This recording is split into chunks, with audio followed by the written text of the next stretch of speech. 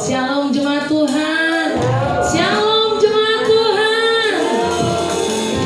Baik, kita harus sukacita ya. Walaupun berapapun kita yang hadir saat ini, tetap kita harus sukacita.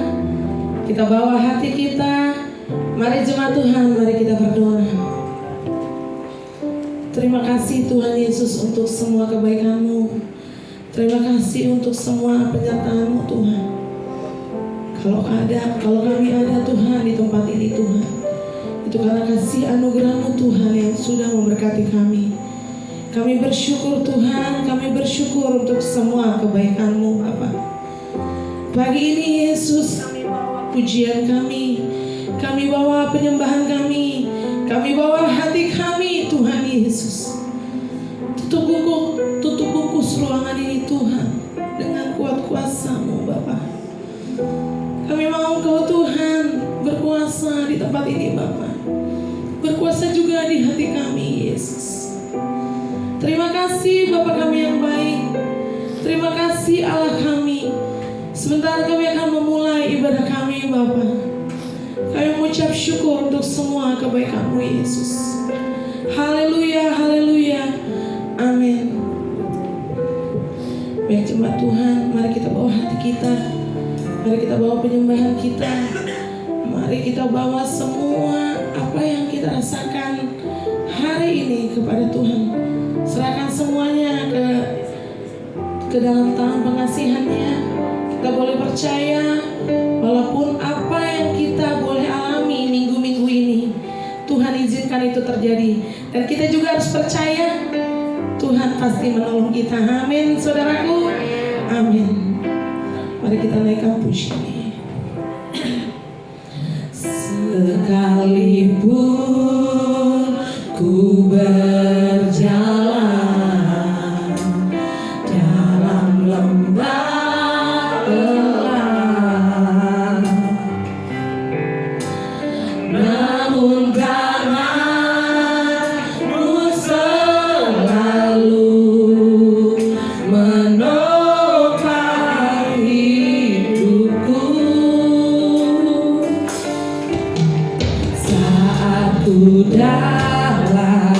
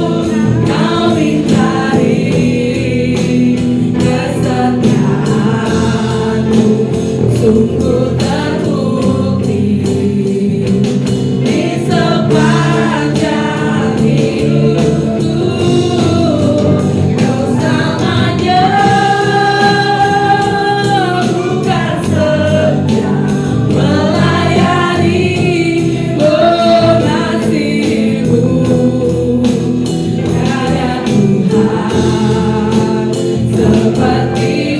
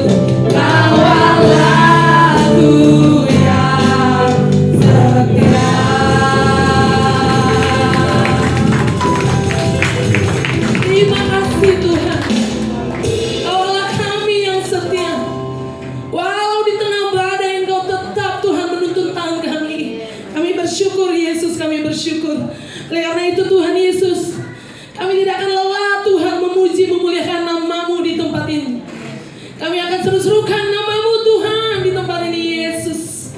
Kami mau memuji-muji namamu Tuhan Yesus. Haleluya, haleluya, amin.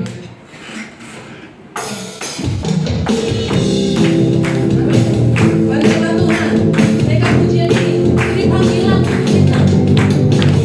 Panggilan untuk kita supaya kita jangan lelah memuji Tuhan, jangan lelah mengasihi Tuhan. Bekerja di ladangnya Tuhan, Roh Kudus yang beri kekuatan, yang mengajar dan menopang, yang lelah. Bekerja bersamamu Tuhan, yang selalu mencukupkan segalanya. Katakan tanah bergelombang, timbullah tanah yang berlubang, menjadi siap dibangun di atas dasar iman. Katakan tanah bergelombang, timbullah tanah yang berlubang, menjadi siap dibangun di atas dasar iman. Jangan lelah, jangan lelah, bekerja di ladangnya Tuhan, Roh Kudus yang beri kekuatan, yang mengajar dan menopang. Jangan lelah, bekerja bersamamu Tuhan, yang selalu mencukupkan sampai segalanya. Teman-teman, mereka puji. Katakan tanah bergelombang, timbullah tanah yang berlubang, menjadi siap dibangun, menjadi siap dibangun di atas dasar iman. Katakan tanah bergelombang, timbullah tanah yang berlubang, menjadi siap dibangun di atas dasar iman. Oh kiranya, Tuhan Yesus akan cinta pada saya. Oh kiranya, oh kiranya, Tuhan Yesus akan cinta pada saya. Oh kiranya, dengar Dia panggil nama saya, dengar Dia panggil namamu, dengar Tuhan panggil, Dia panggil nama saya, dengar Dia panggil namamu. Mari sekali lagi dengar Dia panggil nama saya. Ayo, dengar Dia panggil namamu. Sekali lagi ya, sekali lagi. Sebut namanya masing-masing. Sebut namanya masing. Dengar Dia panggil nama Yesus. Dengar Dia panggil namamu. Dengar Dia panggil nama Yesus. Dengar Dia panggil namamu. Oh kiranya, oh kiranya, sukacita. Oh kiranya, Tuhan Yesus amat cinta pada saya. Oh kiranya, oh kiranya, oh kiranya, oh kiranya, Tuhan Yesus amat cinta pada saya. Mari jawab panggilan Tuhan, jawab panggilan Tuhan. Jawab kita. Ayo buka yang dibilang. Jawab panggilan Tuhan. Jawab ya Yesus. Amin. Jawab ya Tuhan. Jawab ya Tuhan. Jawab ya Tuhan. Jawab ya Tuhan. Jawab ya Tuhan. Jawab ya. Kasih kemuliaan Tuhan.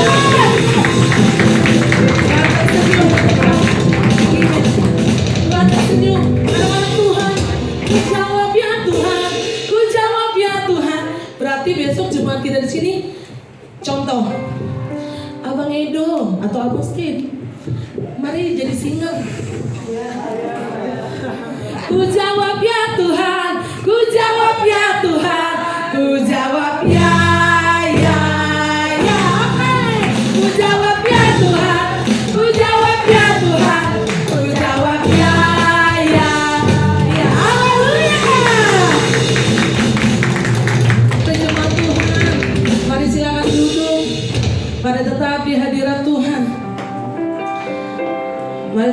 membawa hatimu.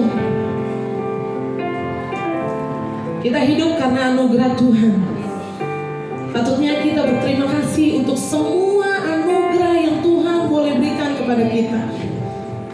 Seperti pujian ini, kita mau mengiringi Yesus. Mungkin kita nggak tahu sampai kapan kita bisa mengiringi Yesus. Tapi saat ini jangan nanti-nanti. Ayo kita sama-sama mengiringi Yesus. Amin.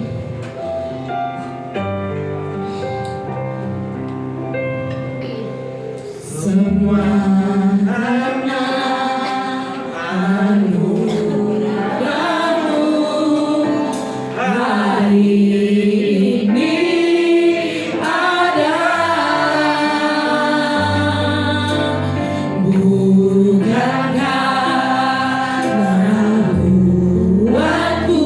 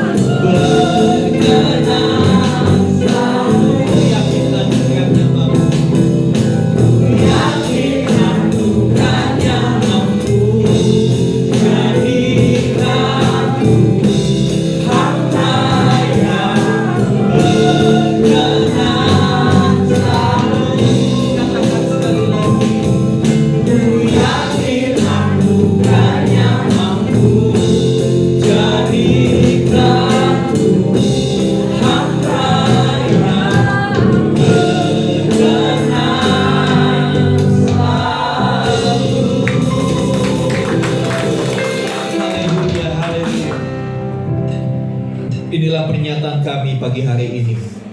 Di hadapan hadirat-Mu kami berkata, mengikut-Mu, mengiring, itu yang menjadi kesukaan kami. Walaupun dalam perjalanan mengiring Tuhan, kami harus meletakkan hak kami demi kehendak-Mu terjadi. Biarlah seperti yang Yohanes Pembaptis katakan, Yesus harus semakin bertambah, aku semakin berkurang. Roh Kudus mampukan kami untuk kami mempraktekkan pujian ini dalam hidup sehari-hari. Bukan hanya kami suka menyanyikannya, tapi kami boleh suka melakukannya. Terima kasih Tuhan. Kami bersyukur pagi hari ini. Mari Kau kerjakan hati kami sebelum firman-Mu disampaikan. Biarlah kami boleh mengarahkan segenap hati, pikiran, konsentrasi kami untuk mendengar perkataan Tuhan. Pesan dari Bapa yang setia itu untuk kami anak-anak. Berbicaralah ya Tuhan. Biarlah kebenaran-Mu itu mengubah hidup kami. Kebenaran-Mu itu menjadikan kami ciptaan yang baru. Kebenaran itu menjadikan kami bertumbuh dan berbuah. Terima kasih Tuhan. Memberkati teman-teman kami yang sudah berjerih lelah melayani pujian penyembahan hari ini. Apapun yang mereka sudah persembahkan kepadamu, terimalah ya Tuhan. Pakai mereka lebih lagi, sehingga talenta yang Tuhan berikan makin mengembang, makin bermultiplikasi, makin maksimal untuk kemuliaan nama Tuhan. Terima kasih Bapa, di dalam nama Tuhan Yesus kami berdoa. Amin. Amin. Silakan duduk Bapak Ibu. Shalom. Shalom. Ya, selamat pagi menjelang siang. Terima kasih buat teman-teman yang sudah berlelah melayani pujian penyembahan. Ya, saudara yang dikasih Tuhan. Ya. Saya mau tanya, ini logo apa saudara? YouTube. Wah, keren semua. Kalau untuk yang ini pasti tahu. Ini Instagram. Wih, mantap. Ini TikTok. Iya, boleh dapat komen nanti. Saudara, kemajuan teknologi multimedia, kemajuan teknologi informasi membuat dunia kekristenan itu juga berubah. Ya, dunia kekristenan berubah. Dimulai dari masa pandemi kemarin, kita mengenal istilahnya ibadah online. Ya, ibadah online, ibadah via nih YouTube. Ya. Enak gak ibadah online? Enak. Sambil makan kacang, sambil menikmati segelas kopi, iya kan? Sambil bareng di tempat tidur pakai celana pendek kaos oblong. Ya, tengah-tengah memuji Tuhan, Pak RT ketok pintu. Kerja bakti, dimatiin deh ibadahnya. Bisa ya begitu ya. Saudara, apa namanya kemajuan teknologi? Satu sisi membuat ada transisi, ada perubahan gaya hidup. Ya, perubahan gaya hidup. Belanja nggak harus pergi ke depan, walaupun ke depan asik juga. Ya, walaupun pulang dari sana kaki masih tempelin koyo, pegel gitu kan. Tapi asik juga lihat-lihat gitu kan. Walaupun nggak beli, muter aja muter. Gitu. Tapi sekarang bisa belanja di rumah aja, main klik udah nyampe. Bahkan anak 4 tahun, 5 tahun bisa klik COD, emaknya yang bingung. Apa yang pesen? Tiba-tiba datang, kurir bilang COD, Bu, kapan pesennya? Ternyata bocahnya yang 4-5 tahun. Itu di dunia sehari-hari. Tetapi di dalam dunia rohani, kita mendapat keuntungan dari 3 aplikasi ini. Kita bisa leluasa mendengar firman Tuhan. Benar apa betul? Benar. Nggak harus hari Minggu. Sambil saudara jongkok di kamar termenung, maksud saya, ngerti? Ya, lagi duduk membuang sesuatu yang berharga di dalam perut itu, saudara bisa dengar firman. Ya. Baik lewat YouTube, IG, TikTok. Wah, ini komplit banget. Mau pendeta model apa aja, dari pendeta paling kurus sampai paling gede ada di situ. Ya, paling galak sampai paling lucu juga ada di situ. Sampai saya juga bingung ini lagi khotbah apa lagi stand up comedy gitu kan. Dari awal sampai akhir lucu terus. Ya, firman Tuhan dikemas begitu rupa, firman Tuhan dibagikan dengan begitu leluasa tanpa ada hambatan, tanpa harus izin dulu. Ya kan, kalau saudara upload di 3 ini firman Tuhan itu nggak kena pasal kristenisasi, saudara. Ya kan? Ya orang akan bilang ya salah lu nonton, ya kan? Nah, saudara yang dikasih Tuhan. Tapi di balik sisi positifnya kita bisa menerima firman, kita bisa mendapat makanan rohani, asupan yang macam-macam modelnya itu, ya, ada bahayanya.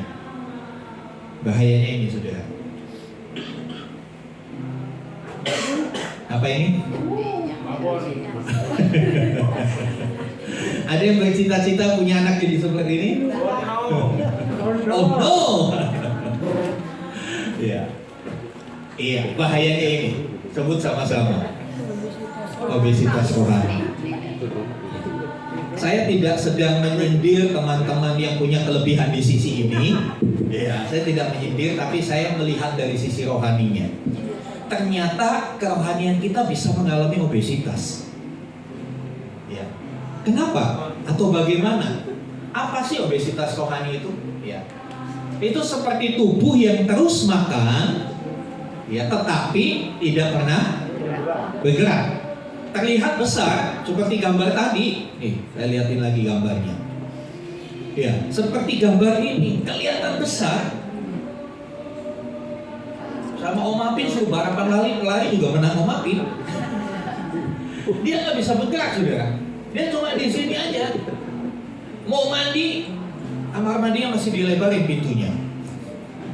Ya, harus dilayani. Di Karawang beberapa waktu yang lalu ada anak obesitas, namanya Arya. Beratnya hampir 400 kilo. Ngeri kan, saudara? Ya kalau B2 400 kilo bisa buat pesta 1 tahun. Tapi ini manusia, saudara. Saudara, kira-kira orang begini nih sehat nggak, saudara? Enggak. Nah, rohani yang begini juga rohani yang tidak sehat. Ya. Terlihat besar, terlihat keren, terlihat wow, tapi nggak sehat. Kalau nggak sehat, dia nggak bisa berdampak. Kalau nggak sehat, boro-boro jadi berkat, repotin iya, betul nggak, saudara? Kalau kita lagi nggak sehat kan repotin, serumah tuh direpotin, ya kan? Kalau kita lagi nggak sehat nih, semua direpotin. Mau ngambil minum aja, Pak, ngambil minum, Ma, ngambil minum, ya kan nggak bisa sendiri. Nah, kerohanian yang nggak sehat itu selalu merepotkan. Bukan hanya merepotkan gembalanya, merepotkan semua. Aduh, ini kok baperan banget, ya itu rohani yang nggak sehat salah satunya tuh seperti itu. Ya. Nah, saudara, kita akan lihat, saudara. Ya, obesitas rohani adalah gambaran kondisi ketika seseorang banyak menerima firman. Banyak menerima firman, banyak menerima pengetahuan atau berkat rohani. Iya, sekarang kita terima berkat rohani, terima firman Tuhan bukan hanya lewat kebaktian minggu, ya kan? Lewat tadi 3 aplikasi tadi, mau sehari 5 kali pun saudara bisa makan rohani di situ. Ya, mau lihat yang perjanjian lama aja, perjanjian baru 3 klik. Ya, saudara yang dikasih Tuhan, ya. Orang obesitas rohani itu adalah orang yang banyak makan firman, banyak dapat pengetahuan Alkitab, ya, banyak dapat berkat rohani juga, ya, tetapi tidak mempraktekannya.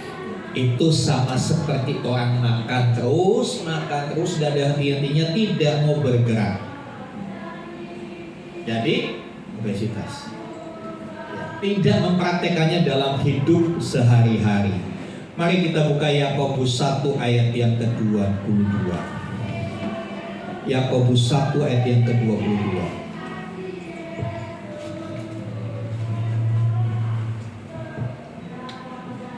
Ya, demikian firman Tuhan, Yakobus 1 ayat yang ke-22.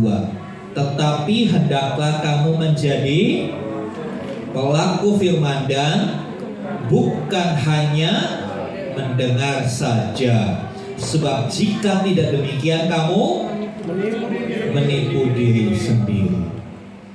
Ya, kamu menipu diri sendiri. Banyak orang yang menipu diri sendiri karena ya itu cuma dengar firman tapi tidak melakukan. Ada orang bilang gini, kan mendingan dengar firman Pak, mendingan setel YouTube khotbah Pak daripada nonton drama Korea, nonton drama percintaan yang gak jelas Pak. Kan mendingan nonton khotbah Pak. Saya diberkati loh Pak. Itu ada ibu-ibu yang kalau khotbah galak banget itu loh Pak, saya suka.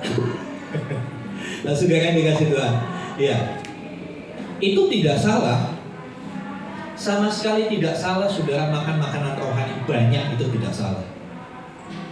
Tetapi ingat, kita harus waspada jangan sampai kita ngalami obesitas rohani. Kelihatannya keren, kelihatannya tahu ayat firman Tuhan, setiap ngobrol ayat selalu keluar, bicara harga cabai tiba-tiba ayat Alkitab keluar. Tetangganya bilang cabai mahal gini, Tuhan yang pelihara, burung di udara dia pelihara, bunga di padang dia, ayat firman Tuhan keluar. Nanti bicara politik ayat firman Tuhan keluar, bicara sepak bola pun firman Tuhan keluar, bicara tinju keluar lagi, terlebih berkat memberi daripada menerima katanya. Jadi saudara yang dikasih Tuhan, ya pesan firman Tuhan dalam Yakobus jelas, ya hendaklah kamu jadi pelaku firman, bukan cuma dengar. Dengar itu baik, ya bukan berarti oh kalau gitu saya udah nggak buka YouTube lagi, saya bukannya yang lain, bukan itu masalahnya.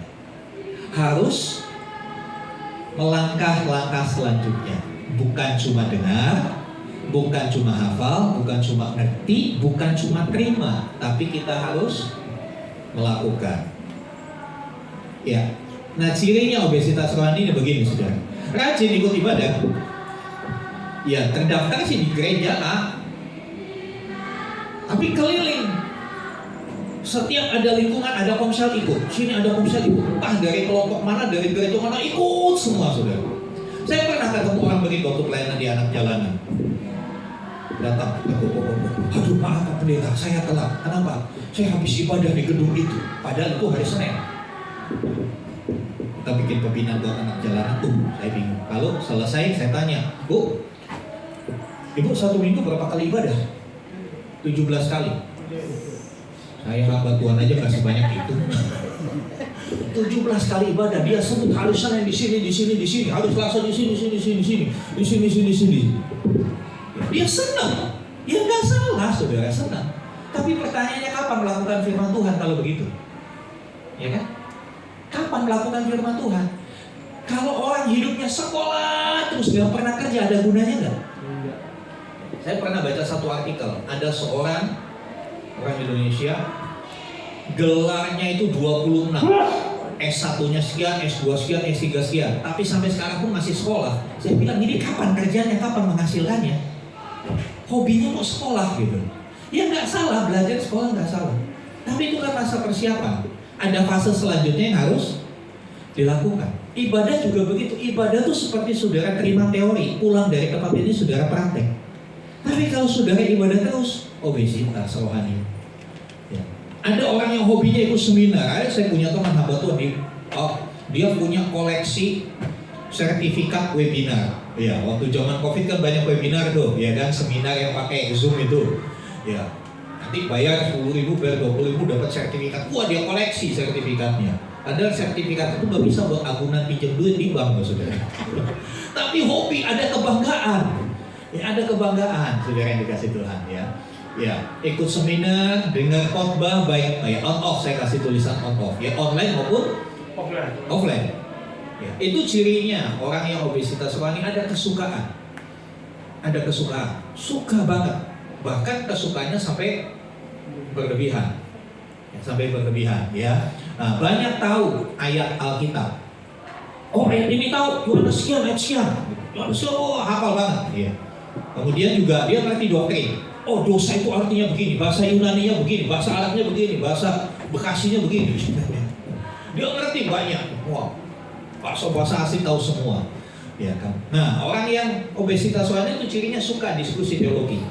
Gak salah suka diskusi teologi. Bahkan Dia suka berdebat. Hobinya berdebat. Nggak bisa kan begini.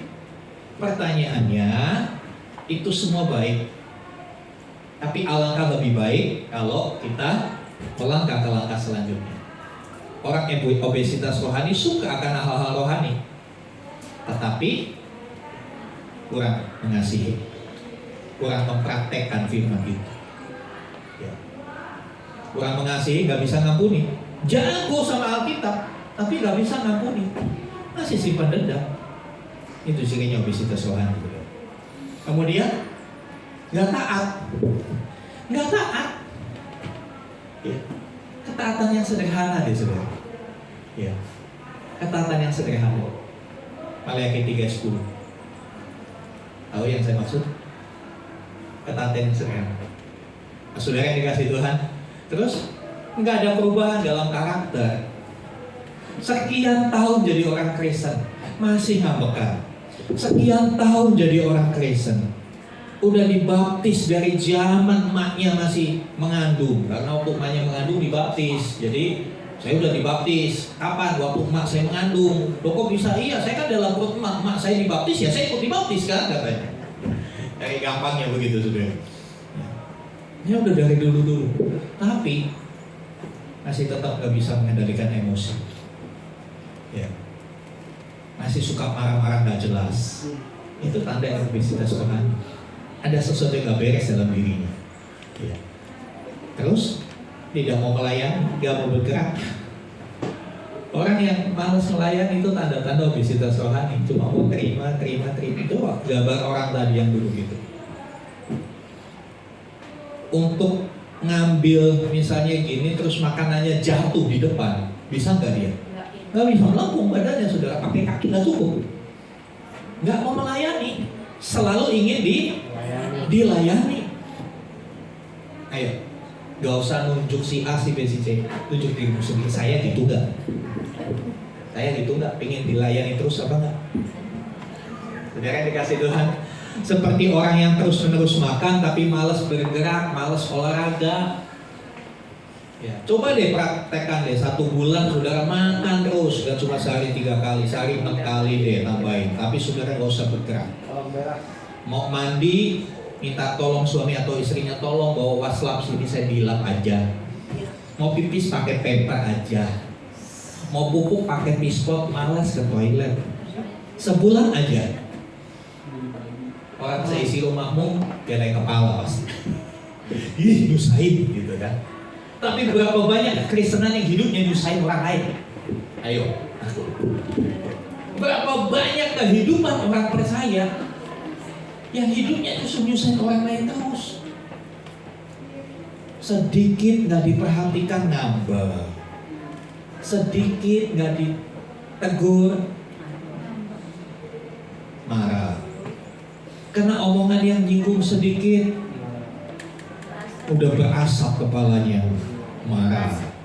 Saudara yang dikasih Tuhan, ya, mari kita mewaspada sama satu penyakit ini, obesitas rohani. Ya, Matius 7:24-27 bilang begini, setiap orang yang mendengar perkataanku ini dan melakukannya, ia sama dengan orang yang bijaksana yang mendirikan rumahnya di atas batu. Kemudian turunlah hujan dan datanglah banjir dan angin melanda rumah itu. Tetapi rumah itu tidak rubuh sebab didirikan di atas batu. Ya, selanjutnya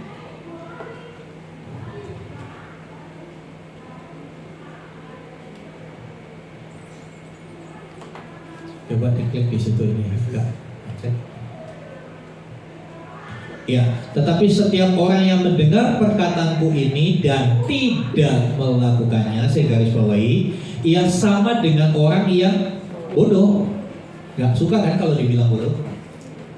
Ya, walaupun matematikanya nilainya cuma 4 atau 5, kalau dibilang bodoh mesti tersinggung deh. Ya, orang bodoh yang mendirikan rumahnya di atas pasir, kemudian turunlah hujan dan datanglah banjir, lalu angin melanda rumah itu sehingga rubuhlah rumah itu dan hebatlah kerusakannya. Orang yang bijaksana dengar dan lakukan, tapi orang yang bodoh dengar aja, dengar nggak orang bodoh ini? Dengar firman nggak? Dengar, tapi tidak melakukan. Berapa banyak anak Tuhan suka mendengar, tapi tidak suka melakukan. Ini Tuhan Yesus yang ngomong loh, dia orang bodoh, bukan saya yang ngomong. Jadi kalau mau tersinggung sama Tuhan Yesus. Dikatakan kalau datang masalah, ya angin, banjir, hujan itu menggambarkan masalah. Orang yang tidak melakukan firman Tuhan ketika datang masalah, roboh, hancur hidupnya.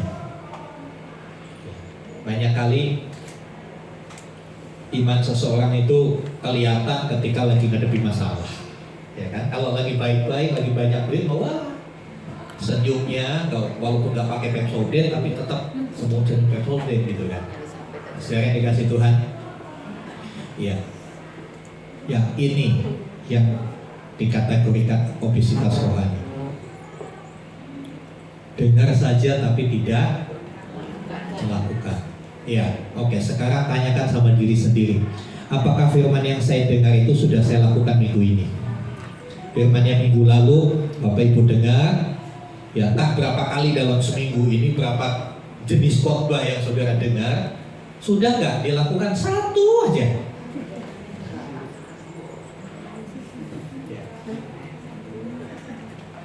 Saya kasih waktu 1 menit untuk saudara berpikir, merenungkan. Udah belum yang saya lakukan? Mungkin artinya udah, hafal udah, tapi bukan itu. Penilaiannya bukan itu, tapi udah dilakukan belum?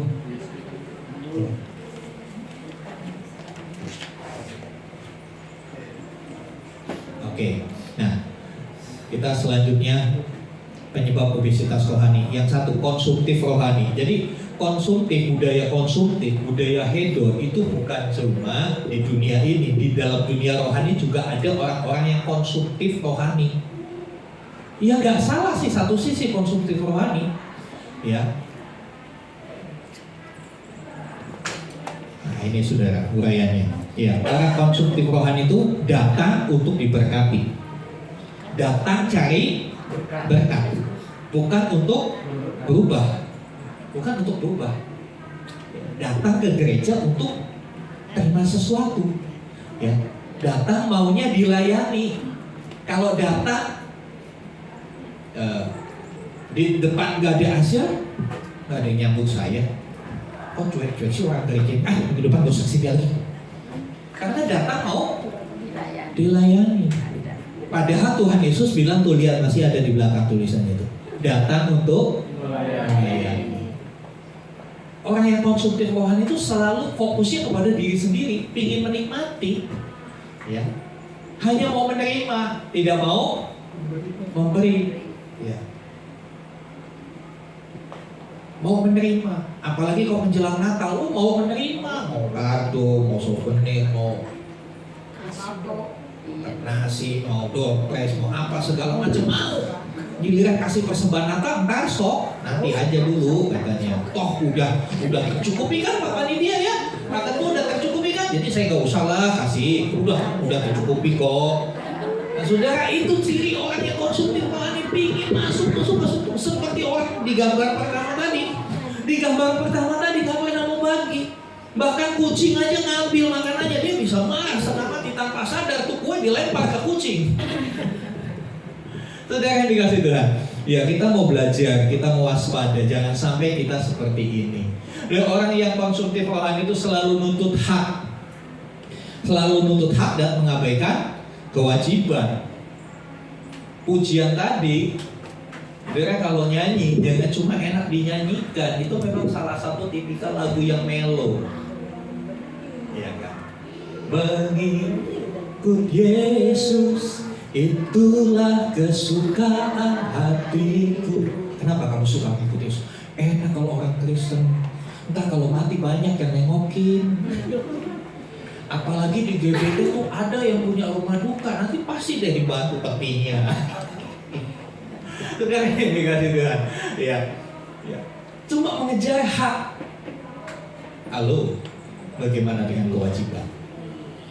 Kita nyanyi pujian tadi, ada satu kalimat yang Buat saya sebagai hamba Tuhan aja berat nyanyinya, jujur saudara. Ku lepas semua hakku untuk mengenal kehendaknya di hidupku. Melepas hak itu bukan begini saudara, bukan hak sepatu maksudnya. Bukan hak sepatu, melepas hak sepatu mah gampang. Apalagi kalau udah pegel, pengennya dilepas hak sepatu. Ibu-ibu yang haknya tinggi, udah pegel cepet-cepet dilepas. Tapi hak itu adalah sesuatu yang seharusnya, sesuatu yang layak kamu terima, tapi kamu letakkan. Kamu mau jujur sama saudara, walaupun perpuluhan itu hak gembala, betul? Setuju? Gak gampang loh saya letakkan itu. Bisa letakkan karena Tuhan. Saudara, ada banyak hak-hak yang lain. Saya kadang-kala kalau diantar berangkat di Vida itu, kalau pagi itu ada Car Free Day, rame, tukang makanan itu dari ujung ke ujung. Makanan dulu, yang pernah ke rumah saya minggu pagi pasti. Suatu kali driver itu bilang, Pak, pernah gak Pak kalau minggu jalan-jalan ke sini? Ala Pak, boro-boro agak pernah saya lewat aja, numpang lewat, gak pernah jalan-jalan ke situ. Ngicipin kayak salah satu enggak. Sebagai manusia normal, saya pingin gak sekali waktu ngalamin ngicipin begitu? Pingin jujur. Tapi saya letakkan hak itu contoh meletakkan hak. Bisa aja bilang, bagus saya gak bisa datang ya, tolong gantikan saya. Mau nikmatin Car Free Day sekali-kali sih kayak apa? Seumur hidup belum pernah saya datang Car Free Day, saudara. Ya, itu salah satu contoh meletakkan hak. Sakit buat daging. Tapi kalau kita cinta Tuhan, kita akan berkata, it's okay, it's no problem. Bertemu dengan saudara, memuji Tuhan bersama-sama itu lebih indah daripada Car Free Day di Vida. Saudara yang dikasih Tuhan, berani gak kita meletakkan hak itu? Atau setidaknya, gak usah letakin hak deh, setidaknya lakukan dulu kewajiban baru tuntut hak kamu. Kadang-kala kan kita nuntut hak lebih kencang daripada kita melakukan kewajiban. Kalau bisa kewajiban ditunda, entar. Kayak kita ketik di laptop, enter gitu. Saudara yang dikasih Tuhan, orang yang konsumtif rohani, dia selalu menuntut hak. Dia selalu ingin menikmati.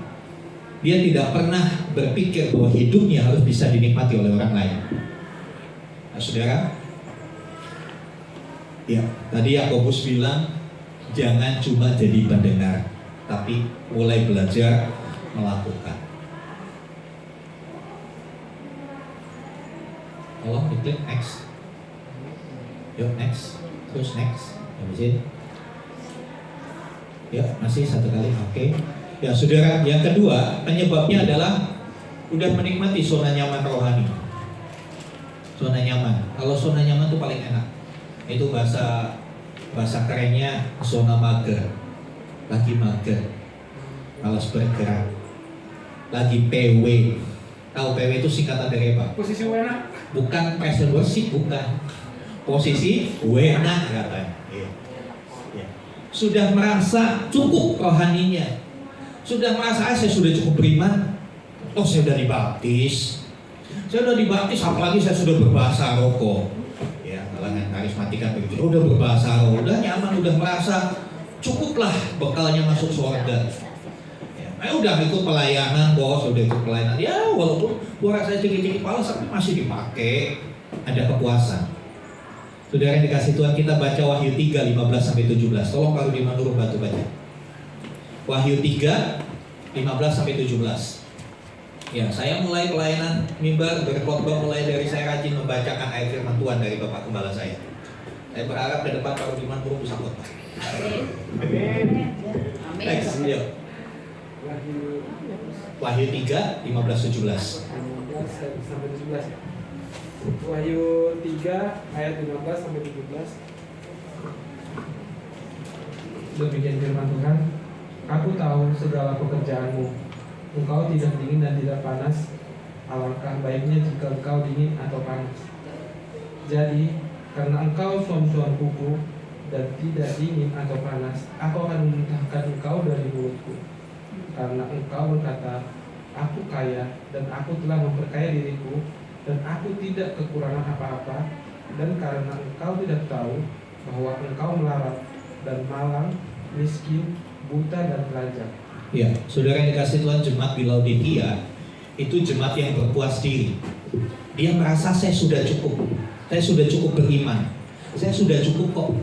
Ya, dikatakan engkau merasa kaya dalam hal rohani, engkau merasa kaya, tapi sesungguhnya engkau miskin, melarat, telanjang. Kenapa? Banyak orang Kristen yang merasa puas diri.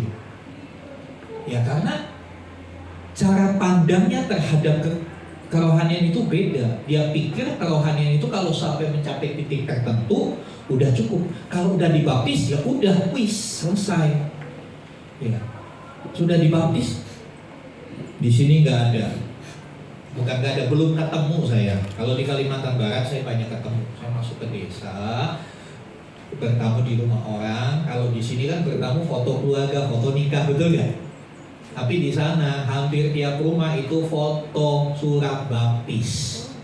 Surat baptis itu di pinggiran ditempel di ruang tamu. Dia mau tunjukin gue udah dibaptis. Tapi gak pernah ke gereja. Ironis sekali, saudara. Banyak orang bangga dengan surat baptis. Ada lagi orang bangga, banyak orang bangga dengan gelar teologianya. Saya sudah S1, S2, S3, PSTLR teologianya. Pertanyaannya bukan itu, pertanyaannya sudah engkau melakukan. Zona nyaman ini bahaya, zona nyaman rohani itu bahaya. Zona nyaman rohani ini bisa membawa kita kepada kesombongan rohani. Saya udah melayani, saya udah masuk ke pengurusan, ya, saya udah ikut training ini. Akhirnya memandang yang lain itu, lu mah gak bisa, gua nih bisa. Saudara yang dikasih Tuhan. Ya. Orang yang seperti itu dikatakan itu sesungguhnya miskin, melarat, telanjang. Dan lebih ngeri lagi Tuhan bilang, kamu tidak dingin, tidak panas, kamu akan dimuntahkan. Ya. Kamu suam-suam kuku, kamu akan dimuntahkan. Nah, saudara yang dikasih Tuhan, pasti orang yang ada di zona nyaman rohani ini, pertumbuhan rohaninya sangat berhenti, gak akan bertumbuh lagi. Karena dulu merasa puas di situ. Oke, next. Terus, oke, ya. Yang selanjutnya penyebabnya adalah motivasi yang salah. Datang kepada Tuhan hanya untuk cari berkat. Iya. Seorang ditanya, kenapa kamu nggak ke gereja situ? Aduh, gereja situ susah, nggak ada sembakonya. Kenapa ke situ? Aduh, itu lagi perpuluhan mulu. Terus pindah lagi. Kenapa kamu pindah lagi? Aduh, susah. Sembako sih dikasih, tapi kolek udah 3 kali. Jadi pemikirannya itu untuk terima sesuatu. Padahal itu ayat yang saya tulis itu begitu terkenal kan, Yohanes 6 ayat 33. Tetapi dulu kerajaan Allah. Terus lanjutkan.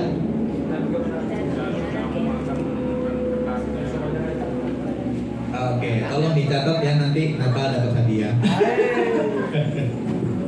Iya. Carilah dahulu kerajaan Allah dan kebenarannya, maka semuanya akan ditambahkan kepadamu. Kita cari semuanya dulu, nggak mau cari kerajaan Allah, cari semuanya ditambahkan. Tuhan tambahin lagi dong berkatnya. Tuhan tambahin lagi. Tuhan bilang cari dulu. Artinya apa? Dahulukan kerajaan Allah, dahulukan kebenaran Tuhan, maka semuanya akan ditambahkan kepadamu. Orang yang cuma cari ekornya aja, orang yang cuma cari semuanya itu sama seperti saudara ke Indomaret. Indomaret kan kadang-kala beli sabun dapat piring, betul ya?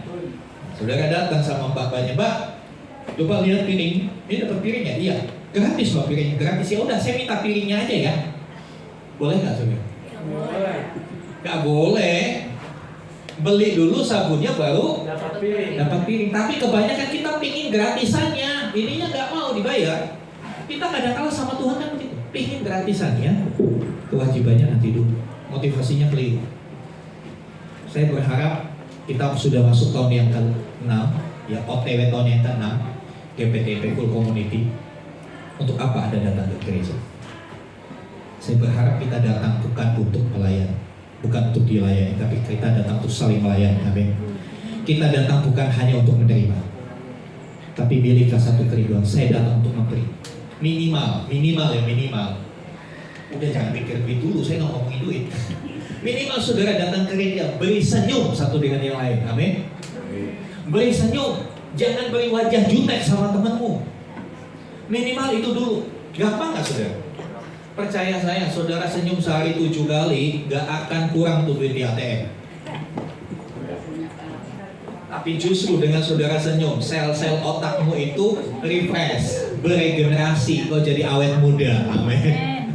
Iya. Kemudian, ya, kenapa orang bisa obesitas rohani? Tidak tinggal di dalam Kristus.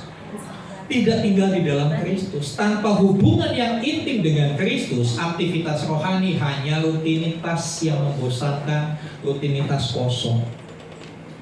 Para pelayan Tuhan, warning buat Anda. Kalau Anda sudah mulai bosan, aduh bosan ya. Tiap minggu kok saya main keyboard terus. Tiap minggu kok saya melayani terus. Kenapa sih nggak yang lain? Kalau saudara sudah mulai bosan, hati-hati. Itu tanda-tanda obesitas rohani menyerang. Kita datang untuk melayani.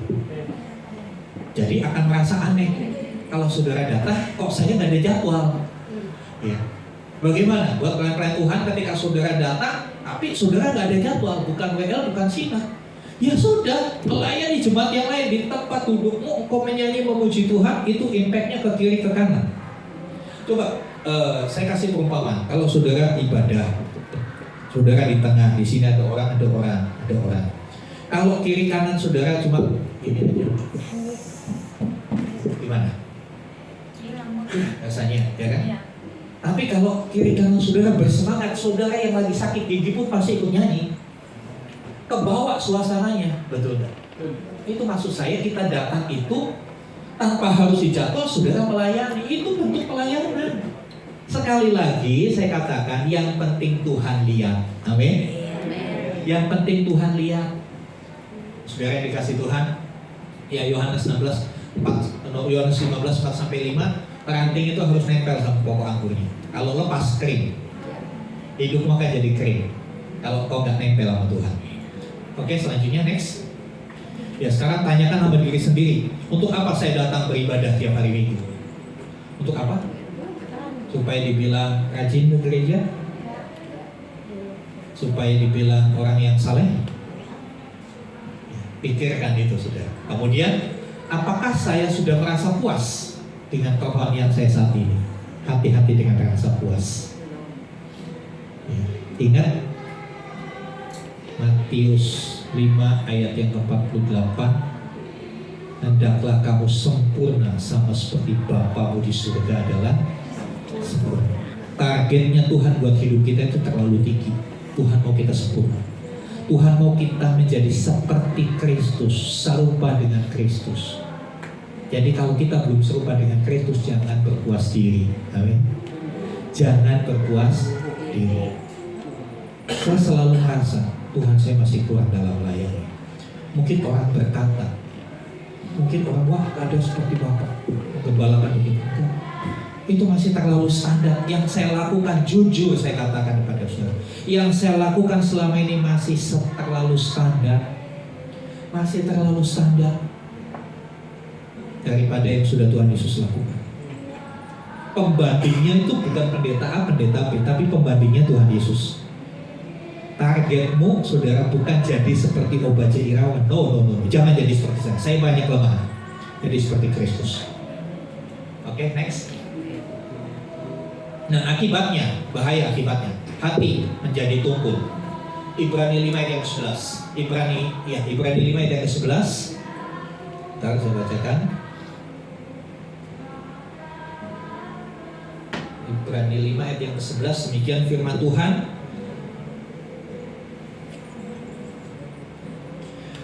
Tentang hal itu banyak yang harus kami katakan, tetapi yang suka untuk dijelaskan karena kamu telah lamban dalam mendengar.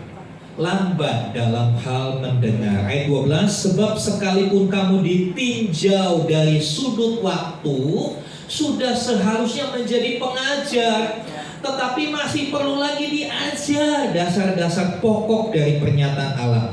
Dan kamu masih memerlukan susu, bukan makanan. Orang yang obesitas rohani gak bisa diajar, udah tumpul. Sekarang saya bikin satu tes sederhana buat kita. Ya, apakah firman Tuhan sudah tidak menyentuh? Apakah kita gak pernah tersentuh lagi? Istilah karismatiknya gak pernah dapat rema lagi ketika firman Tuhan disampaikan. Dulu waktu pertama kali bertobat, ketika hamba Tuhan bilang Tuhan mengasihimu, langsung berderai air mata. Aduh ya Tuhan, aku berdosa, Engkau mengasihi aku, terima kasih Tuhan.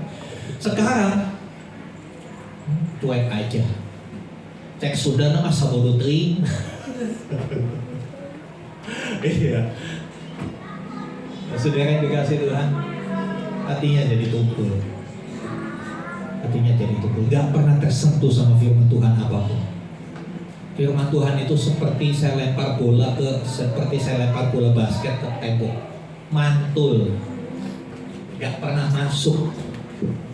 Kenapa? Hatinya udah tumpul. Orang yang kebanyakan makan udah gak tahu lagi. Semua makanan enak, masuk semua. Gak bisa bedain lagi, makan terus. Oke, yang kedua, next. Ya, tidak bertumbuh. Orang yang obesitas rohani tidak bertumbuh. Makin besar sih makin besar, tapi tidak bertumbuh. Ya, 1 Korintus 3 1-2. Saya bacakan 1 Korintus 3. Dan aku saudara-saudara pada waktu itu tidak dapat berbicara dengan kamu seperti dengan manusia rohani, tetapi hanya dengan manusia duniawi yang belum dewasa dalam Kristus. Susulah yang kuberikan kepadamu, bukan makanan keras, sebab kamu belum dapat menerimanya, dan sekarang pun kamu belum dapat menerimanya. Satu teguran bagi jemaat di Korintus, satu teguran buat jemaat di Faithful Community. Kita sudah masuk 5 tahun, mau ke 6 tahun. Apakah kita berhenti bertumbuh? Ya. Lamanya menjadi orang Kristen tidak otomatis menjadi dewasa. Ya, sekian berapa lama saudara jadi orang Kristen tidak jaminan saudara menjadi dewasa. Tanpa praktek kita akan tetap bayi. Ya, tanpa praktek kita akan bayi.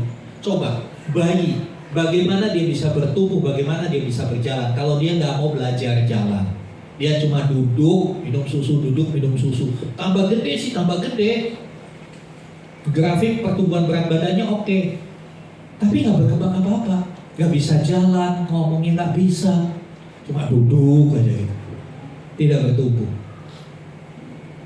Obesitas rohani membuat kita tidak bertumbuh, karena justru berhenti, udah stagnan, udah nggak mau bertumbuh lagi, udah merasa puas. Next. Ya, tidak berbuah. Kalau tidak bertumbuh, pasti selanjutnya tidak berbuah. Bagaimana kalau pohon ini segini aja tiap tahun, bagaimana mau ngeluarin buah? Ya, kalau kehidupan kekristenan kita tidak pernah tersentuh sama firman, hati sudah tumpul, tidak melakukan firman, bagaimana kita bisa berdampak keluar? Bagaimana kita bisa menghasilkan buah? Ya, ngerinya saudara, ngerinya Matius 7 20-21. Tolong kalau di menurut Matius 7 20-21. Matius 7 20-21.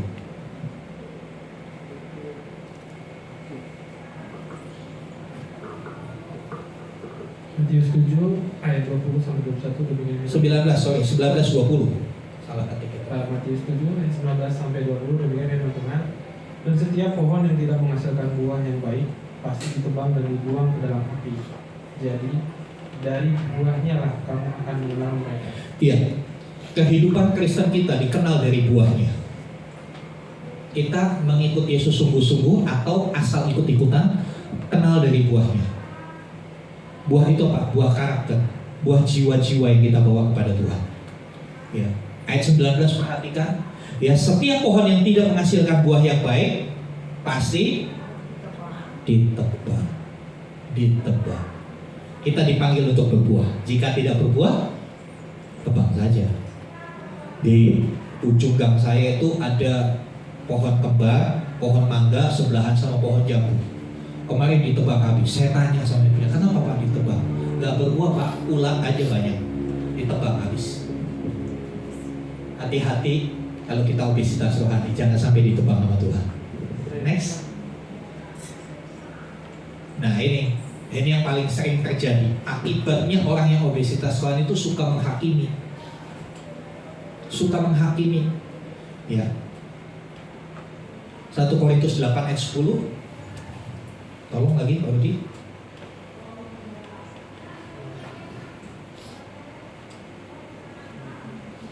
1 Korintus 8 ayat 10.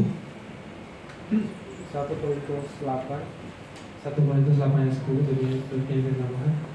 Karena apabila orang melihat engkau yang mempunyai pengetahuan sedang duduk makan di dalam kuil berhala, bukankah orang yang lemah hati nuraninya itu dikuatkan untuk makan daging persembahan berhala? Ya, ada satu kalimat dikatakan pengetahuan itu bisa membuat kita sombong. Ya, tadi lihat orang yang obesitas rohani pinginnya, sukanya kan firman Tuhan, hafalin firman Tuhan, memperdebatkan firman Tuhan, tapi gak pernah mau melakukan. Ya, itu akan mempengaruhi. Dia akan suka menghakimi. Itu pendeta itu banyak kepanjangan, muter aja. Waduh, ini pendeta ini lama banget sih. Wah, dia nggak jelas tuh, poin 3-nya nggak jelas tuh, kesimpulannya ngambang banget. Menghakimi karena apa? Pengetahuannya banyak. Apalagi kalau tiba-tiba saya umumkan, oke, minggu depan baru di Manurung yang sampaikan firman Tuhan, pasti ada yang ngomong, dia khotbah, aduh ngomong apa tuh dia? Pasti tuh ada yang ngomong begitu. Udah ada lain, aneh-aneh aja nih Pak Gembala. Ini contoh. Kenapa? Orang yang obesitas rohani lebih cenderung menghakimi. Dia merasa dirinya paling benar, paling tahu. Yang semua lain itu salah, gua sendiri paling benar. Nah, saudara, ini banyak terjadi di kalangan teman-teman saya sendiri. Hamba-hamba Tuhan yang gelarnya udah S1, S2, S3, S-teler itu tadi. Merasa udah semua tahu. Padahal sejujurnya saya semakin banyak belajar, semakin merasa diri saya bodoh. Kok saya baru tahu yang begini? Iya loh saudara. Ketika saya belajar Alkitab, saya selalu berkata, oh ya Tuhan, kok saya baru tahu ya ada ayat beginian. Saya baru tahu ya ternyata artinya gini ya. Alkitab itu semakin digali, semakin kita menemukan harta yang luar biasa. Ketika kita lakukan, harta itu akan berguna bagi kita. Ya kan? Saudara punya sekarung emas di rumah, tapi cuma saudara simpan aja di brankas. Sementara duit tunaimu gak ada, saldomu gak ada, berasmu habis, bisa saudara makan emasmu? Gak bisa. Emas itu harus dikeluarkan, tukar dulu dengan duit, tukar dengan beras, baru kamu bisa hidup. Pengetahuan itu harus dikeluarkan, dipraktekkan, barusan hidupmu jadi berkat. Pengetahuan yang kita punya bukan untuk menghakimi orang, bukan untuk menilai orang. Ya. Seperti orang main sepak bola kan. Sudah perhatikan kalau orang lagi nonton bareng itu ramainya minta ampun sudah. Kadang-kala bisa gelas pecah loh sudah. Kalau kesebelasannya pemain andalannya menendang bola meleset, itu gelas kopi. Bodoh banget sih, kenapa nendangnya begitu? Coba disuruh main bola dia setengah lapang udah ngos-ngosan. Kadang-kala kita lebih suka menilai, lebih suka mengkritik, ya, lebih suka menghakimi orang. Itulah cirinya orang yang obesitas rohani itu akibatnya jadi seperti itu. Ya. Matius 7:3-4 dikatakan begini saudara. Mengapa kau melihat selumbar di mata saudaramu, sedang balok di matamu tidak kau ketahui? Orang yang kebanyakan ilmu, orang yang obesitas rohani cuma mau dengar, tidak mau melakukan firman, dia akan cenderung berkata, matamu itu ada kotoran yang padahal di depannya ada balok segini. Satu telunjuk dituduh kepada orang, ditujukan pada orang, tapi 4 kepada diri kita. Saudara, pengetahuan tanpa kasih hanya menghasilkan kesombongan. Ya. Pengetahuan bukan tidak baik, itu harus dikejar, itu harus diperoleh. Karena lebih baik orang berpengetahuan daripada orang bodoh, ya kan? Tapi pengetahuan yang tidak dipraktekkan, tidak diimplementasikan dalam hidup sehari-hari, Itu akan menjadikan orang-orang yang sombong. Oke, next. Ya, mari tanyakan, apakah sekarang saya udah jarang kesentuh sama firman Tuhan? Bagaimana saudara? Saudara yang tahu jawabannya. Apakah saya sekarang udah jarang lagi nangis karena firman Tuhan? Nangisnya gara-gara baca status orang yang nyindir saya, itu baru saya nangis, Pak, katanya. Itu mah baper namanya, saudara. Bukan tersentuh sama firman, ya kan? Apakah rohani saya bertumbuh dan berbuah, atau hidup rohaninya gini-gini aja? Ya. Hidup rohani yang gini-gini aja itu mulai kelihatan, mulai malas datang ibadah, mulai gak semangat dalam memuji Tuhan. Itu tandanya rohanimu sudah mulai bermasalah, ada gangguan. Ya, mungkin hipertensi rohaninya tinggi. Ya, mungkin kolesterol rohaninya lagi melonjak. Ya, saudara dikasih Tuhan. Atau saya lebih suka menghakimi orang hari-hari ini. Nah, dia salah. Masa tuh komsel begitu? Masa udah melayani begitu? Bagaimana? Itu akibat dari obesitas rohani. Next. Nah, sekarang yang penting kan bagaimana ngatasinya kan? Setelah tahu apa itu, ciri-cirinya bagaimana, periksa diri, diagnosa diri sendiri. Oh iya, saya kena di obesitas rohani walaupun baru level 1. Ya belum 3 digit, belum 100 kilo, baru level 1. Tapi mari kita atasi dulu. Ya, praktekkan satu firman Tuhan setiap minggu. Bisa nggak saudara? Satu aja. Satu firman Tuhan dipraktekkan tiap minggu. Minggu lalu dapat apa, lakukan. Minggu ini dapat apa, lakukan. Bukankah tiap komsel yang hari Minggu diulang lagi, diperdalam lagi? Lakukan. Satu. Bilang sama sebelahnya, lakukan satu aja firman Tuhan tiap minggu. Mau praktek lakukan firman Tuhan satu aja? Mau? Tuhan dengar apa yang menjadi komitmen saudara. Ini satu, lakukan. Ya. Mungkin hal yang sederhana, mengucap syukurlah. Praktekkan semenjak minggu ini. Kelihatannya sederhana ya saudara. Kelihatannya sederhana. Tapi jujur itu gak gampang nanti waktu sudah praktekkan. Gimana mau mengucap syukur Tuhan? Dia utang gak bayar. Udah gitu postingannya Tuhan, jalan-jalan ke air dulu, gondok rasanya tuh. Bisa nggak mengucap syukur? Orangnya bangun rumah. Nanti bulan depan kita akan belajar tentang mengucap syukur. Ya, ya. Next, terus periksa motivasi hati. Periksa untuk apa saya mengikut Tuhan. Cari apa kita ketika datang ke gereja. Periksa motivasi. Ya, gak bisa pakai stetoskop periksa itu, saudara. Tahu nggak caranya memeriksa motivasi hati? Caranya gimana? Duduk diam di bawah kaki Tuhan. Berdoa, katakan, selidiklah akan daku, ya Allah. Ketahuilah akan hatiku, ujilah akan daku, dan ketahuilah akan segala kepikiranku. Minta Tuhan yang selidiki. Minta Tuhan Roh Kudus yang ingatkan. Kalau ada motivasi yang salah, yang ngumpet di pojok hati kita. Kadang-kala motivasi yang salah itu kita nggak sadar, dia ngumpet di pojokan hati kita. Tapi begitu kita dalam kondisi tertentu, yang ngumpet itu muncul menjadi raksasa seperti Goliat. Itu harus segera dibereskan, saudara. Ya, selanjutnya untuk mengatasi obesitas rohani, tetap tinggal di dalam Kristus. Karena di dalam Kristus ada nasihat, ada penghiburan, ada kasih mesra, ada nasihat.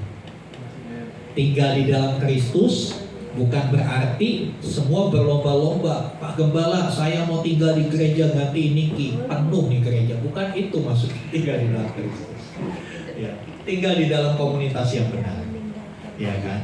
Hidup bersama dalam komunitas yang sehat. Karena komunitas itu menjadi filter, komunitas itu menjadi alarm buat kita kalau kita sudah mulai salah. Teman dalam komsel akan ingetin, kok kamu sekarang mulai malas-malasan ya ke gereja, kok kamu gak pernah datang komsel lagi. Jangan merasa baper kalau diomongin begitu, tapi itu adalah teguran kasih untuk kita tidak mengalami obesitas rohani. Ya memang dalam komunitas ada konflik, pasti komunitas ada konflik. Anak sama ibu yang satu darah aja bisa konflik, ya kan? Suami istri yang sering bersetubuh menjadi satu tubuh aja sering konflik kan? Apalagi orang yang beda rumah. Tapi ingat, konflik itu membuat kita makin dewasa. Justru dengan konflik itu kesempatan kita praktekkan firman. Coba kalau nggak ada konflik, semua baik-baik saja. Kapan mempraktekkan mengampuni? Kapan kita praktek mengampuni? Ya kalau ada orang salah sama kita. Kalau orang nggak pernah salah sama kita, tahu nggak rasanya sakitnya mengampuni itu? Kalau orang baik-baik semua sama kita nggak bisa merasakan beratnya ketika memberikan pengampunan. Makanya kalau ada konflik, kalau ada masalah, itu tandanya kita lagi dites. Kita lagi praktek. Praktek apa? Praktek sabar. Praktek apa? Praktek jangan baper. Praktek apa? Praktek menguasai mulut. Menguasai bukan cuma mulut sekarang yang harus kuasai. Menguasai jempol ini loh. Jempol ini kadang-kadang bahaya banget loh saudara. Bisa lebih bahaya dari ucapan. Jempol itu ngetik segala macam, diketik semua. Bisa panjang dan lebar. Ya. Ketika ada konflik, kita diajar untuk menguasai seluruh tubuh, seluruh anggota tubuh kita, supaya seluruh anggota tubuh kita bisa tetap memuliakan Tuhan. Oke, next. Ya, jadi hari ini Tuhan tidak bertanya berapa banyak khotbah yang sudah kamu dengar, saudaraku. Tuhan katanya itu. Tapi Tuhan bertanya, ini yang Tuhan tanya, berapa banyak yang sudah kamu lakukan? Bilang sama sebelahnya, udah berapa banyak yang kamu lakukan? Sudah berapa banyak yang kita lakukan? Itu jauh lebih penting dari berapa banyak yang kita dengar. Ya. Oke, next. Datanglah kepadanya, katakan, Tuhan, bukan hanya tambah pengetahuanku, tapi ubah hidupku. Ya, sama-sama kita bangkit berdiri, kita ucapkan firman ini bersama-sama. Ya, di hadapan Tuhan, di hadapan Bapa Tuhan, mari kita ucapkan ini sama-sama. Munculkan semua, Elvis munculkan semua. Yuk, 2, 3. Tuhan, bukan hanya tambah pengetahuanku, tapi ubah hidupku. Biarlah bukan hanya gemuk pengetahuanku, tetapi kuat dalam ketaatan dan berbuah bagi kemuliaan. Tetap berdiri, kita tunduk kepala. Saya undang tim present worship kembali ke posisinya. Haleluya, haleluya.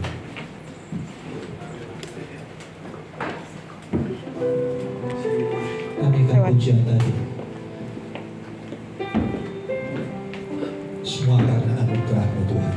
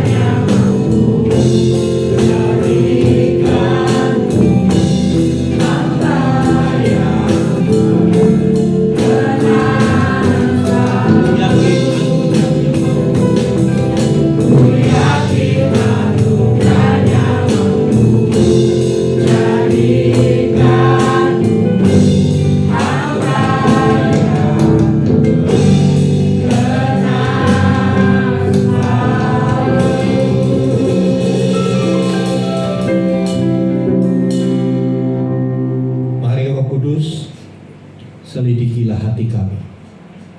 Ketahuilah akan setiap pemikiran-pemikiran kami.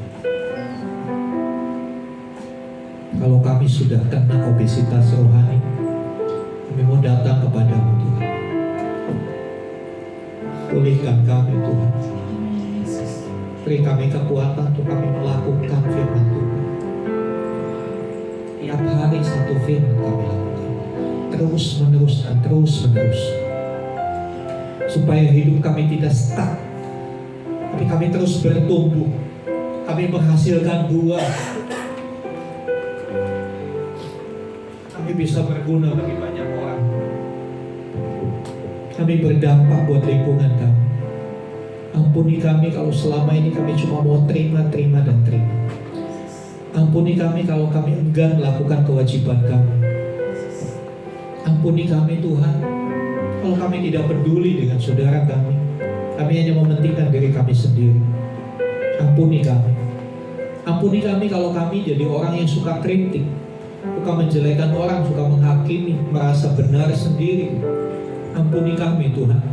Kami salah. Kami akui kami salah, itu gak benar Tuhan. Ampuni kami. Sekarang biar Roh-Mu yang kudus membongkar setiap isi hati setiap kami, membuang setiap motivasi-motivasi yang salah, setiap kesombongan, setiap keangkuhan,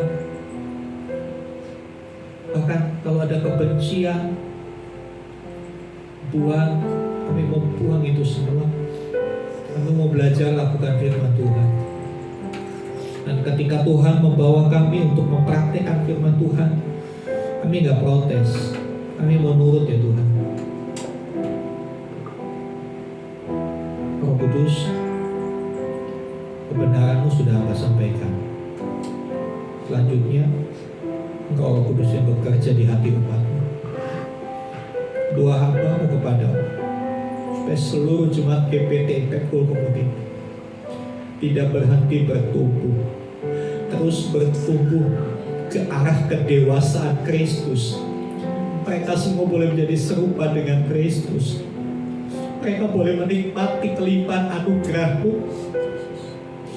Hamba berdoa, Hamba serahkan mereka ke dalam tangan-Mu. Mereka milik-Mu ya Tuhan. Mereka adalah orang-orang yang sudah Kau tebus dengan darah-Mu yang mahal di atas kayu salib. Kalau ada di antara mereka mengalami obesitas rohani, hari ini juga Tuhan jamah, Tuhan sembuhkan. Ubahkan hidup mereka, ubahkan Tuhan. Karena Kau merindukan perubahan itu terjadi dalam hidup kami. Supaya kami boleh memberi dampak buat keluarga kami, buat lingkungan kami, tempat pekerjaan kami, dimanapun Tuhan menempatkan kami. Terima kasih Tuhan. Lanjutkan karya-Mu di tengah umat-Mu di tempat ini. Di dalam nama Tuhan Yesus Kristus kami berdoa. Amin. Amin. Silakan untuk saya. Terima kasih untuk Bapak Ibu kami, untuk firman-Nya. Semoga firman itu bisa bertumbuh di dalam hati kita. Baik, kita akan memberikan yang terbaik untuk Tuhan. Untuk Saudara Edo, boleh membantu kami dalam membawakan kantong persembahan. Mari siapkan hatimu, berikan yang terbaik untuk Tuhan. Amin. Oh,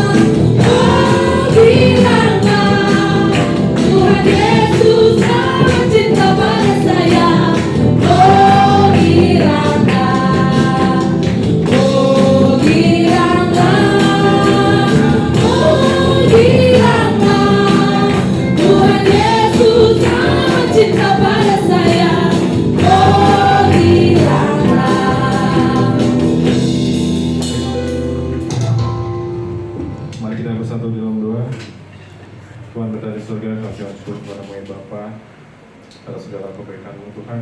Kami bisa melaksanakan ibadah kami di pagi hari ini.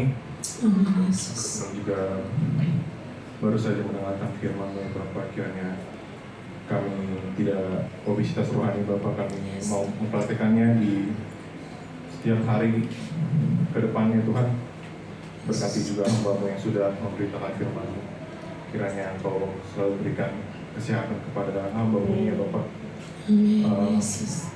Kiranya Engkau selalu memberkati pelayanan hamba-Mu ini. Amin Tuhan. Biarlah Engkau berkati selalu beserta keluarganya, Onti dan Kasya dan Sharon dalam studinya. Kami juga baru saja mengumpulkan persembahan kami ya Tuhan. Kiranya Engkau suci dan kuduskan persembahan kami ini. Kiranya persembahan kami ini bisa berguna untuk segala keperluan dan kebutuhan-Mu di rumah-Mu ini ya Bapak. Yesus. Apapun yang menjadi program kami ke depan, dari umum, pemuda, sekolah minggu, kiranya Engkau lancarkan semuanya Bapak.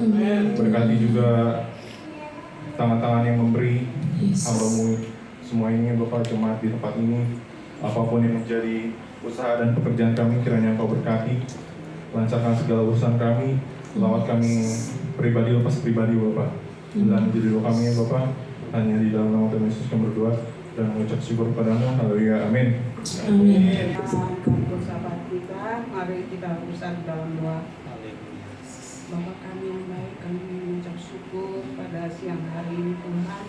Kebaikan-Mu sepanjang minggu ini Engkau ada bersama kami. Engkau memberi kami kesehatan, kekuatan. Kami kembali beribadah hari ini Tuhan. Kami sudah memuji muliakan nama Tuhan. Dengan Tuhan, kami semangat terus untuk datang beribadah Tuhan. Kami jangan asal-asalan Tuhan. Kami mau sungguh-sungguh menyembah Tuhan. Amin Yesus. Terima kasih buat Tuhan. Kami sudah dikenyangkan dengan Tuhan. Dalam firman yang kami dengar hari ini Tuhan, yang kami lakukan dalam kehidupan kami. Kami mau bergerak Tuhan. Kami tidak mau cuma dilayani, tapi kami mau melayani Tuhan.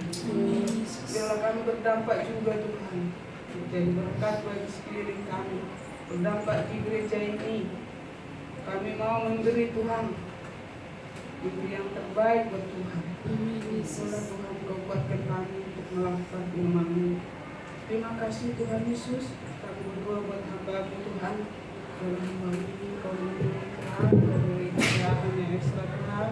Pakai lagi hamba-Mu itu menjadi berkat di tempat ini, menjadi hamba-Mu yang selalu mengayomi kami Tuhan. Jangan sini. Terima kasih Tuhan. Kami percaya Kau melimpah untuk keluarga ini. Terima kasih Roh Kudus. Kami juga berdoa buat jemaat di tempat ini. Kalau ada pergumulan Tuhan, Engkau yang bekerja, Tuhan campur tangan, Tuhan beri yang terbaik. Kami percaya kami melimpah buat jemaat ini tempat ini. Amin Tuhan. Terima kasih Bapak yang baik. Kami juga berdoa buat rencana retret kami Tuhan. Kami serahkan dalam tangan-Mu. Kami bersatu hati Tuhan di jemaat-Mu di sini agar kami mau terlibat Tuhan.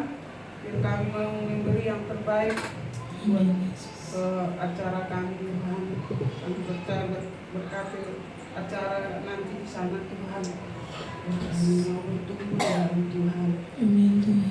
Buka segala keperluan untuk rekan kami Tuhan. Terima kasih Bapa, terima kasih Roh Kudus. Kami juga berdoa untuk bangsa dan negara kami Indonesia Tuhan. Biar kami serahkan negara ini ke dalam tangan-Mu Bapa. Biarlah perlindungan sempurna bagi negara kami. Biarlah negara kami ini aman Tuhan. Berkati pemerintah kami Tuhan. Biarlah Engkau berhikmat kepada mereka semua Tuhan. Biar mereka Tuhan membawa negara kami ini menjadi negara yang takut akan Tuhan. Terima kasih Roh Kudus. Kami juga Tuhan berdoa buat pelayan-pelayan-Mu hari ini. Biarlah Kau pakai lagi kami lebih lagi Tuhan. Terima kasih Bapa. Panjang minggu yang akan kami lalui Tuhan, kami berserah dalam tangan-Mu. Biarlah Engkau ada bersama kami. Kami Tuhan sebentar lagi mau pulang, kami rindu berkat dari hamba-Mu. Mari arahkan hatimu, angkat tangan kepada Tuhan. Kasih karunia, rahmat dari Bapa di surga, di dalam pengorbanan karya Kristus di atas kayu salib, penyertaan pengurapan Roh Kudus melimpah atas hidup.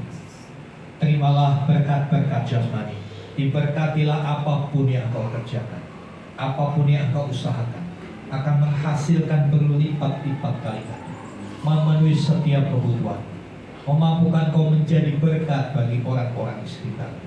Diberkatilah kau yang sementara pendidikan, baik sekolah maupun kuliah, apapun yang kau persiapkan demi masa depan diberkati oleh Tuhan. Diberkatilah engkau secara rohani, imanmu makin berakar, bertumbuh dan berbuah bagi kemuliaannya.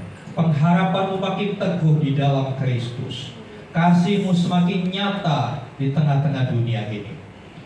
Dan biarlah kau menjadi berkat dimanapun Tuhan menempatkan, supaya Tuhan dimuliakan dalam hidup. Karena itu pergilah, jadikanlah semua bangsa muridmu. Baptislah mereka dalam nama Bapa, Anak, dan Roh Kudus. Dan ajarlah mereka melakukan segala sesuatu yang telah kuperintahkan kepadamu. Dan ketahuilah aku menyertai kamu senantiasa sampai kepada akhir zaman.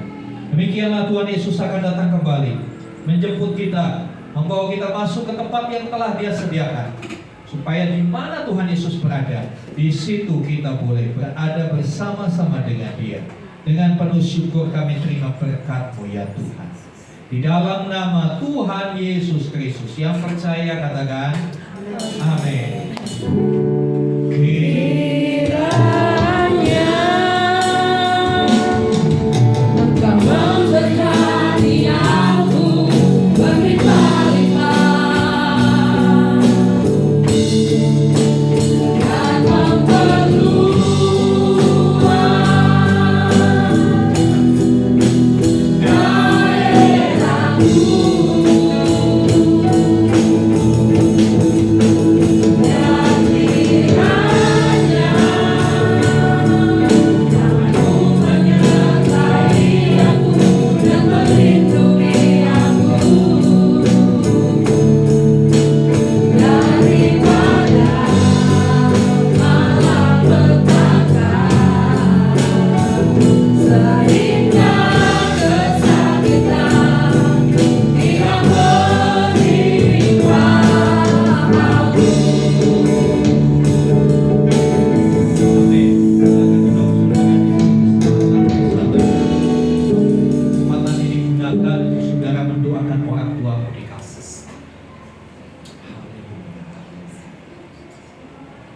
Haleluya.